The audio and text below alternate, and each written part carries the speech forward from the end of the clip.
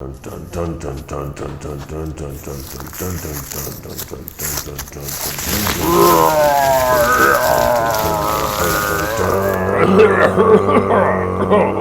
hi there.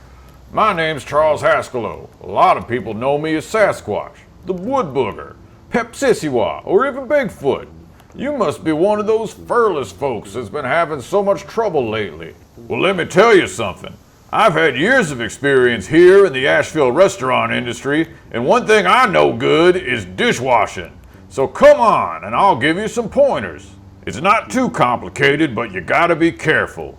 You don't need any of them fancy gadgets. You just need a good 3-sink type station setup. And you gotta have clean water. I mean, that's the whole dang point of the process there. So you gotta have potable water, or make sure and boil your water real good. Your first sink is gonna be the soapy water. This is gonna be for the scrubbing. Get it good and soapy. Then your second sink is gonna be just good, clean water. Hotter the better. And the third sink is gonna be your sanitizing sink. This one's pretty important. Just good old bleach will do just fine. Now here's the thing.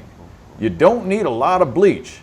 In fact, you just need about 2 to 3 drops per liter, or about 8 drops for 1 of your gallons. I like to have gloves because the bleach water is rough on my beautiful fur. So now that those are ready, we can get started with one of my spoons here. We're going to do the scrubbing and the rubbing and the soapy stuff to get all the food and dirty off. Then you rinse it in the middle sink to get the soap off. And this is really important because if you ingest soaps, you'll have a really upset stomach. Then the last sink is going to make sure it's good and clean by sanitizing it and getting any of them little dirties you can't see off of there. I'm talking bacteria and some other scary stuff. You can let it sit there for a few seconds and then it's ready to dry off.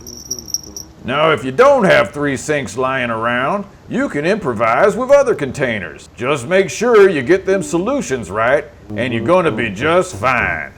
Well, I hope this helps you. Now that I'm done with them dishes, it's time for me to get back to cooking. See you around.